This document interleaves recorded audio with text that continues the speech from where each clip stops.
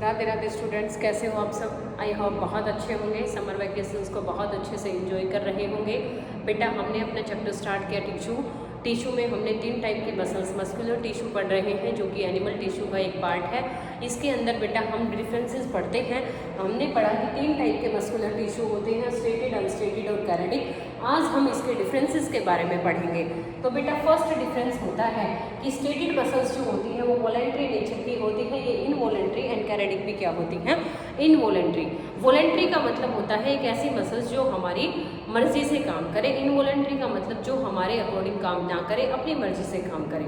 ठीक है, तो कैरेटिक और अनस्टेटेड मसल्स जो होती हैं वो इनवॉलेंट्री नेचर की होती हैं। सेकंड डिफरेंस होता है बच्चों कि ये स्टेटेड होती है नेचर में, ये not stated and this one is also not stated in nature. Then third है बेटा मल्टी न्यूक्लिएटेड होती हैं, जो स्टेटेड मसल्स होती हैं मल्टी न्यूक्लिएटेड, और बाकी की 2 कैसी होती हैं बेटा, यूनिन्यूक्लिएटेड होती हैं। मल्टी न्यूक्लिएटेड का मतलब होता है बेटा मोर देन 1 न्यूक्लियस, जिसके अंदर एक से ज़्यादा न्यूक्लियस प्रेजेंट है वो मल्टी न्यूक्लिएटेड। एंड यूनिन्यूक्लिएटेड का मतलब है जिसके अंदर केवल सिंगल न्यूक्लियस प्रेजेंट है, उसको हम यूनिन्यूक्लिएटेड बोलते हैं। उसके बाद है बेटा प्रेजेंट कहाँ कहाँ होती है, तो बेटा स्टेटेड मसल्स जो है लिप्स में प्रेजेंट होती हैं, टंग में प्रेजेंट होती है और फेरिंक्स में होती हैं। एंड अनस्टेटेड मसल्स बेटा एरिसोफाई में प्रेजेंट होती है और यूट्रस में प्रेजेंट होती है। And this one is present only in the heart. की जो कैरेटिक मसल्स है बेटा वो कहाँ प्रेजेंट होती हैं, केवल हार्ट में प्रेजेंट होती हैं।